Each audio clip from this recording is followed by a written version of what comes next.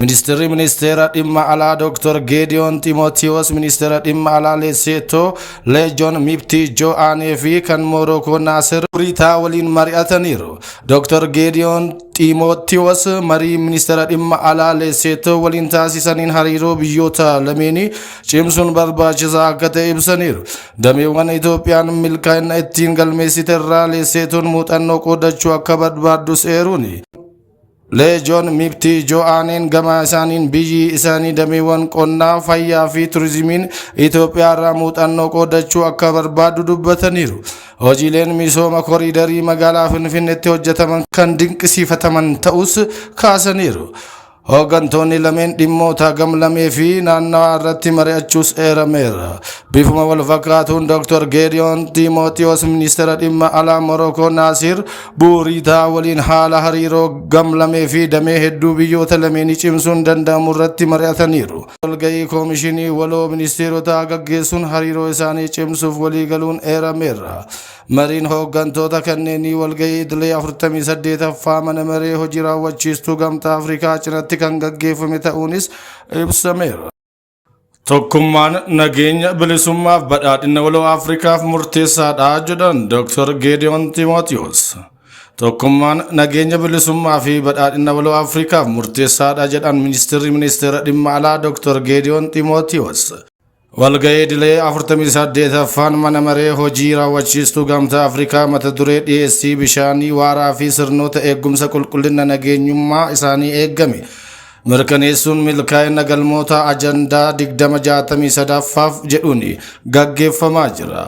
Dr. Geediyoon Timootiyoos ergaa waltajjii kanarratti dabarsaniin waggaa darbe Afrikaan dameewwan garaagaraatiin guddinaa fi rakkoolee keessummeessuu yaadachiisanii biyyoonni ardichaa dhimmoota idila addunyaa ijootaan irratti ejjennoo waloo qabaachuun akka danda'an ibsaniiru.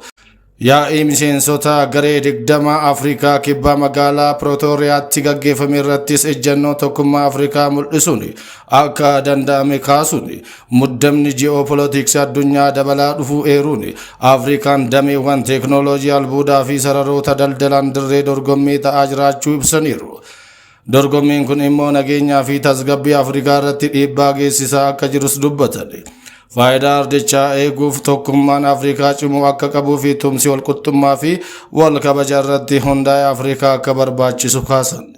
Dameewwan diinagdee fi misooma hawaasummaa ajandaa 2063ffaaf naannawa daldalaa bilisaa ardii hojiirra oolchuun guddina walitti fufiinsa qabu argisiisuu eeraniiru. Milkaa'innoonni kunniin haa jiraataniyyuu malee Afrikaan wanta yaadde milkeessuu waan baay'ee kan hafu ta'uu kaasuun kutannoo haaraa fi tattaaffii waloo akka gaafatu hubachiisaniiru. Yaa'ii bara kanaan fedhii biyyoota hundaa ilaalcha keessa galchuun tumsii qajeelfama umbuntuun hoogganamu akka taasifamu waamicha dhiyeessaniiru. Dura ta'aan koomishinii gamtaa Afrikaa Mohammad Ali Yusuf gama isaaniin dhaabbilee gamtichaa dameewwan garagaraan hojiilee haala jireenya hawaasaa ardichaa jijjiiruu danda'an hojjechuu ibsuun hojiilee eegalaman itti fufsiisuuf madda faayinaansii guddisuun barbaachisaa ta'uu hubachiisanii dhaabbileen dhuunfaa ardichaa mootummoota waliin walitti hidhuun barbaachisaadhaas jedhani.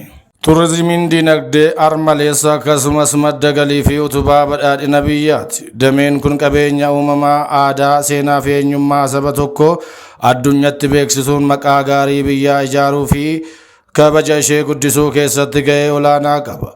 Kanaafuu turizimiin yaadama haarawaa dinagdee utubaa imala jijjiiramaa saffisiisuudha. Turizimiin galii olaanaa maddisiisuun dinagdee biyyaa sadarkaa olaanaan kan utubu yoo ta'u, dargaggoota hedduufis carraa hojii damee uumuu danda'udha.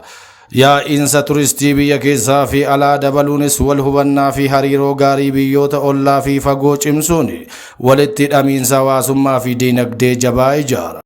Kana malees ummata garagaraa wal qunnamsiisuun afaan, aadaa fi muuxannoo akka wal jijjiiran taasisa. Akkuma biyyoonni guddatan bu'aa qabeessummaa turizimii dursanii hubachuun qorannoo fi qo'annoon deeggaramuun karoora ifa ta'e irratti bobba'an keenyas waggoota jijjiiramaa as damee kanaan jijjiiramni guddaan mul'achaa jira.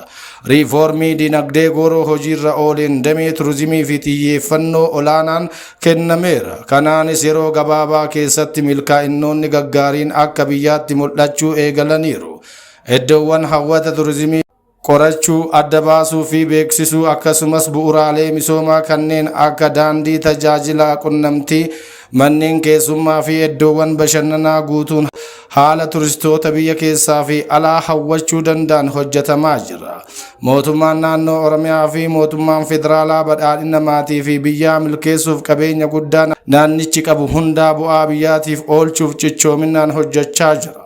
Qabeenya turizimii naannichaa dagatamee ture kanneen akka mandara ikoo turizimii Wancii, mandara Baanuun, Soof Umarii fi kanneen biroo misoomsuun dameen kun akka utubaa dinagdee biyyaa ta'uu danda'utti hojiin jajjabaan hojjetamaa jira. Hojii hanga ammaatti hojjetameenis injifannoowwan jajjaboon argamaniiru. Walumaa galatti turizimiin qabeenya guddaa abdii dhaloota har'aa fi bu'uura badhaadhinaati. Kanaafuu sochii mootummaan humna turizimii naannoo fi biyyi keenya qabdu hojiirra oolchuun karoora imala badhaadhinaa jalqabame milkeessuuf hojjechaa jiru. Tumsuun mul'ata badhaadhinaa milkeessuun dirqama lammiilee hundaati.